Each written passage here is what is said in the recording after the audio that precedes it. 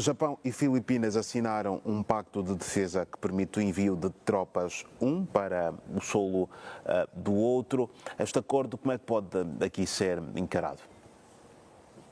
É mais uma aliança militar, não é? Um bloco militar que vai ser integrado no âmbito do bloco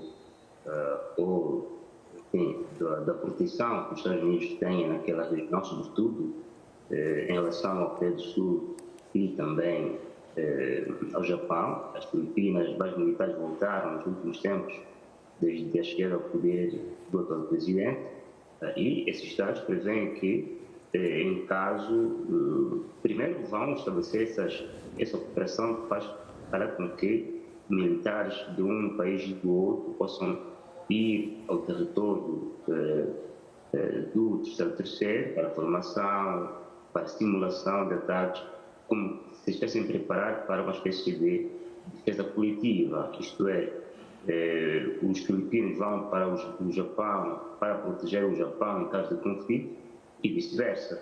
A ideia é como que estabelecer uma espécie de um cordão securitário que vá desde a margem sul do mar a sul da China até a parte norte do Japão. A única salvação que está no meio é o Taiwan, porque se Taiwan fosse Estado independente, seria quase que uma muralha marítima, aquática, às portas da China, mas feita por estados ou exércitos rivais na China. Isso só vai fundamentar, paradoxalmente, a pretensão da China de controlar aquele mar, porque se o mar ao sul da China estiver desguarnecido, entre aspas, vai se constituir aí uma espécie de frente avançada de contenção à China, ou mesmo até em caso de conflito, um posto avançado com uma unidade militar ou várias unidades militares podem levar o conflito às portas da China ou fazer com que a China, em caso de conflito, tenha muitas frentes de combate para, enfim, tentar sobreviver aos ataques que vêm, quer do sul, quer do centro, quer do norte. O quadro é um quadro dessas configurações da correlação de força, tendo em conta a China. Quer dizer, depois a questão que se coloca é por que a China não pode ascender no sistema internacional, não é? Não existe direito natural de uns Estados subsaírem, emergirem e os outros não é?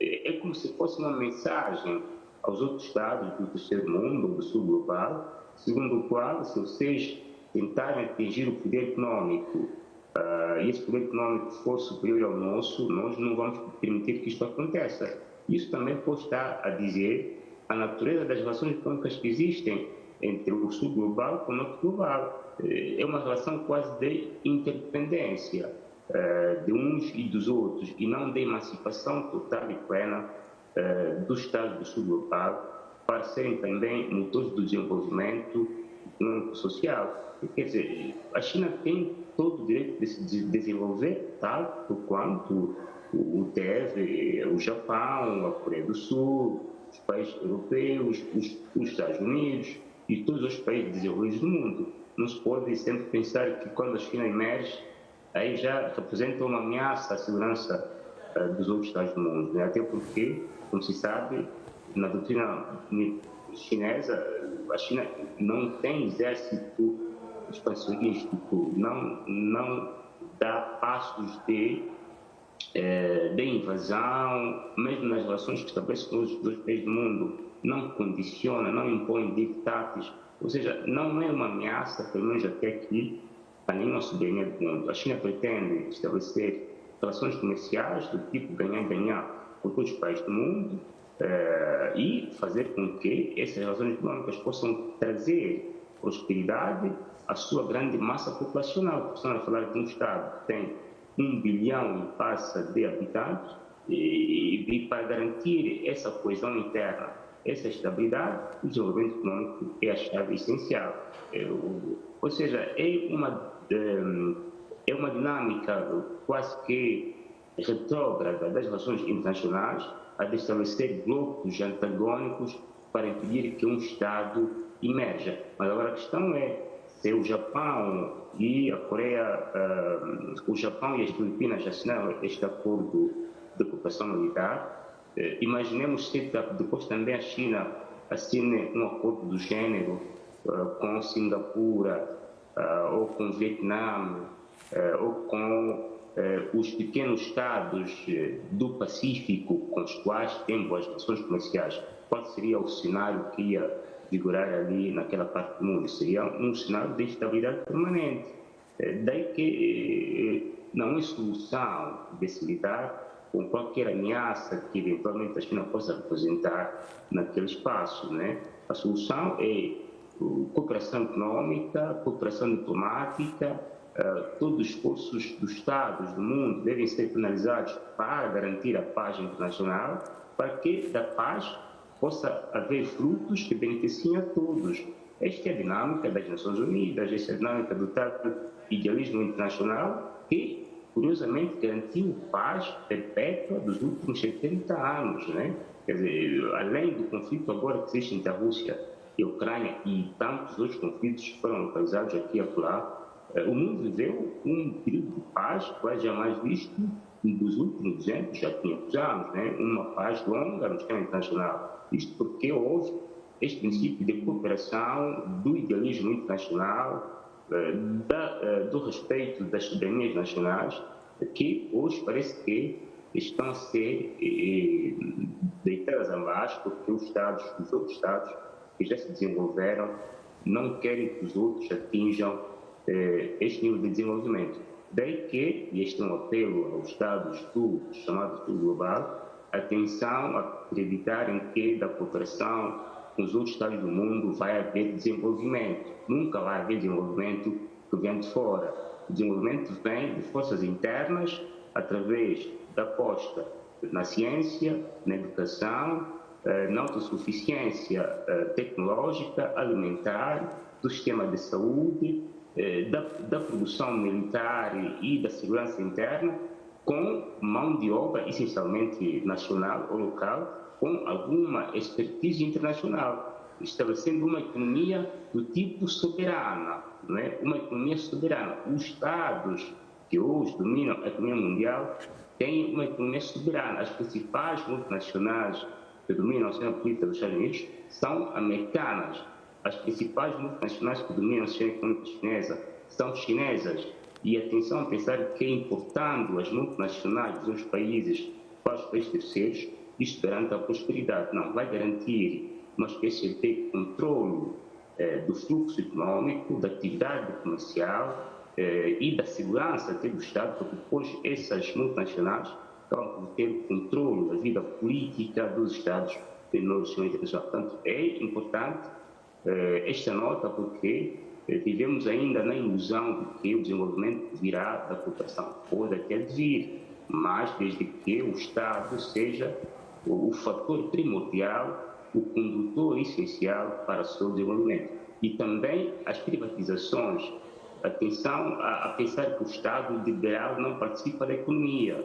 O Estado, em qualquer sistema neoliberal, é o principal investidor do sistema econômico de qualquer país, né? Portanto, era um parênteses para tentar concluir a ideia da importância do desenvolvimento endógeno com fatores internos e o risco que existe de dependência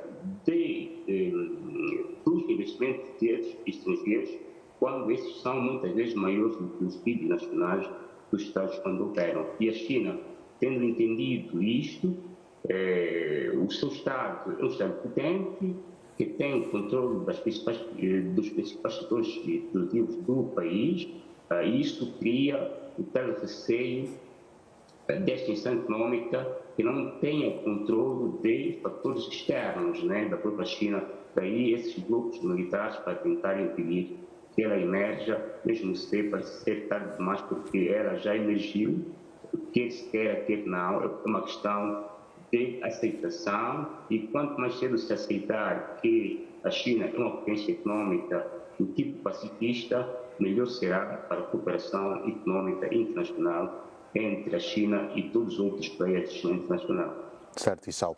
No que, por exemplo, a componente do desenvolvimento da China. Né? Muitas vezes pensa-se que a China se desenvolveu somente graças a ter importado tecnologia ou enfim, empresas de localização do Ocidente. Existe um estudo feito por um professor dos Estados Unidos, o professor William McNeil, que foi professor de História da Universidade de Chicago entre 1947 e 1987, isto é, por 40 anos ensinou História ali, onde ele dizia, no artigo de 1997, de que, na verdade, o Ocidente tornou-se dominante por ter emprestado à China certas tecnologias, entre as quais a pólvora, a impressora e também o compasso, e que o Ocidente utilizou essa tecnologia chinesa, a organização burocrática, de uma maneira mais inovadora do que a China utilizou no seu período. E diz mais que a China dominou a cena internacional pelo menos entre o ano 1000 e 1900 e 1450. Ou seja, mas a lógica do seu artigo era assente na ideia da interpretação, da interdisciplinaridade e da cooperação cultural das civilizações do mundo com base na convivência pacífica.